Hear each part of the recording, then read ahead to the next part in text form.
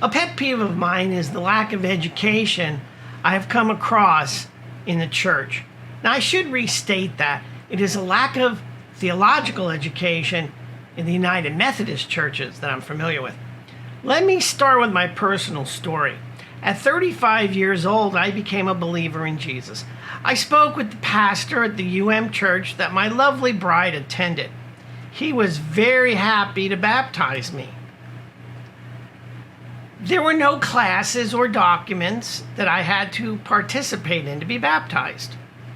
I found I had a rudimentary understanding of Christianity at the time. My first question to the pastor was, how do I learn everything possible about Christianity? His answer was, attend a Sunday school class. So I did. After a month, I realized that I knew more than the teacher. And how could this be? I attended Hebrew school for 5 years. I read the 4 Gospels. Was there something wrong? I felt the calling from Jesus to bring the original meaning of the Gospels to the world. The vision was confirmed with a second vision. 25 years later, I could still see both visions as clear as day. Therefore, the calling is real. I spoke with my pastor and decided that I needed to go into ordained ministry in the United Methodist Church because this would allow me to attend seminary and learn about Christianity. When I completed my master's degree, I spent my spare time learning more about Christianity. The churches I was appointed to, they all had Sunday school classes. And what I learned quickly was that the teachers of the Sunday school classes were not formally educated in Christianity.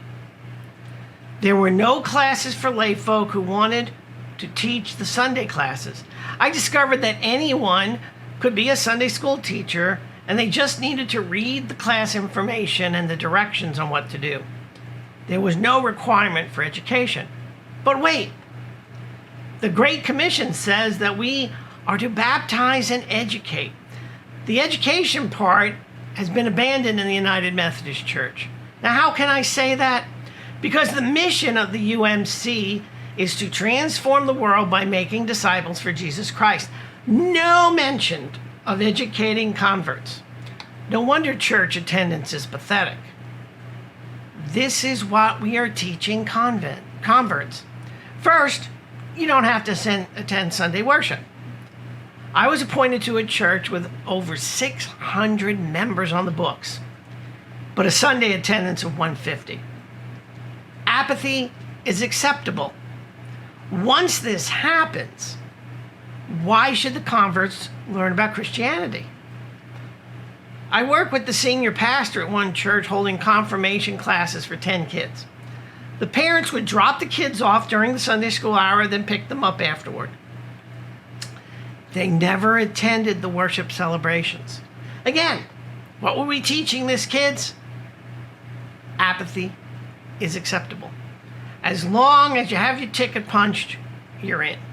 That's not the way the scripture says it works. Education is the key to survival of the faith. I'm going to outline the problem with educating church members. And perhaps this is why the church leaders do not want us to learn about Christianity. This also applies to pastors who want to learn too much. Oh yeah, that's me. 3 seminary degrees and still learning. At the beginning of my education in Christianity, which will never end, I have questioned the methods of the church. Augustine's original sin doctrine is not biblical. I'm not going to take up space here showing you why.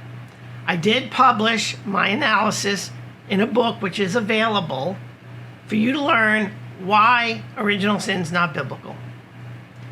The more you learn, the more you question. Oops. Did I just say challenge the scripture and your Sunday school teacher? Also seminary teacher? Yes, I did. The Greek philosophical way of learning says that you never question the teacher expert. That was the first thing I had to get rid of. Thanks be to Dr. Ann Davis of Bible Interact, who helped me finalize and understand the difference between Greek teaching and thinking and Hebraic teaching and thinking. I learned from Dr. Davis to question deeper. What does this mean? It means to ask questions of your answers to your questions.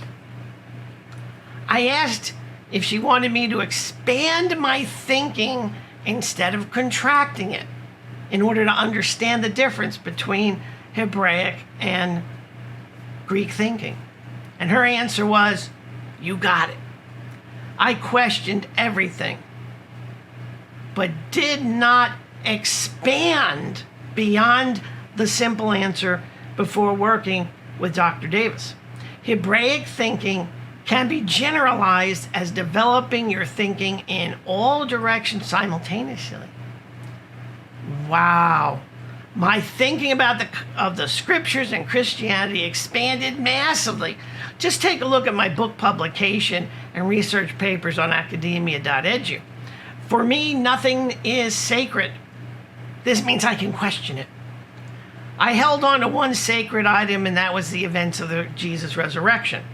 Even that event has been questioned and analyzed. And yes, there's a book out there just recently published that you can read that analysis.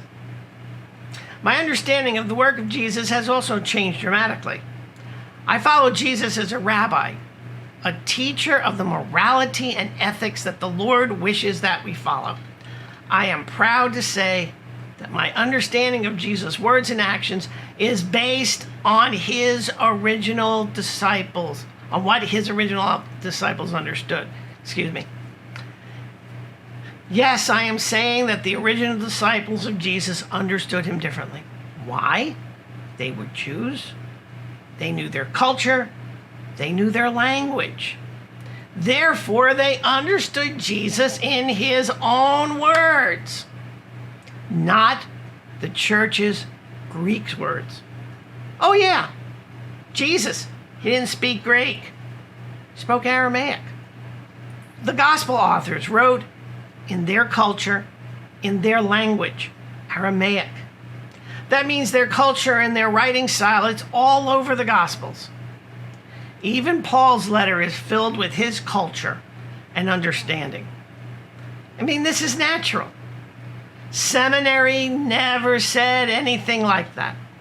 My seminary experience was with teachers indoctrinated into the church's only view of Jesus, and it left little to no room to explore outside the paradigms that they established. How sad. If you are reading or listening to this, I hope that you will develop a deep desire to learn about Jesus and his time to understand what the Gospels are saying. Learn the culture. Your understanding of Jesus will expand exponentially. Yes, it is scary only because you may start questioning what you believe. That is exactly what Jesus told me to do. My task is to help you to expand your thinking to discover what Jesus' words really meant. That does not mean you'll abandon the church. Instead, you'll be growing your understanding, identifying the doctrines and dogmas that are not biblically based. Let me toss in one. I really like the movie Luther that came out around 2006. One of the scenes was a cardinal who said that the average parish priest did not have the intelligence to understand the Bible. In Luther's day, the parish priests were handed sermons for Sunday from the bishops. So the church didn't even want the local pastors to be educated. Education can become a vehicle for a call to reform, and that's what happened with Luther 500 years ago. He learned, he questioned, eventually discovered that the church was not even following the Bible. Now we know why the church generally is fine with uneducated people teaching the faith. To repeat, if the people were educated properly, they would realize that many church doctrines and dogmas are not biblically based. The people would probably start a new Reformation movement. but only if they know they're being hoodwinked. I believe that many younger people today see this. Their views come from Christians who don't act like Christians. How can this be? The simple answer is the apathy and the lack of education that I mentioned earlier. The fix is going to hurt, and it's going to be massive. The pastors of the church need to be educated. The teachers of the Sunday school need to be educated. The church also needs to reform all doctrines and dogmas that are not biblically based. This last point needs just a little bit of explanation in this conclusion. The rewording of a biblical verse to fit your or the church's needs, not good. Rick Warren in his book does this. He uses different English Bibles to find a verse that fits his point. Just look in the bibliography of the 30-day books. I use the Hebrew Scriptures and the Peshitta, the Aramaic version of the Christian Scriptures. These two Bibles will get you as close as possible to the original meaning. So the time to act is now. Learn all you can.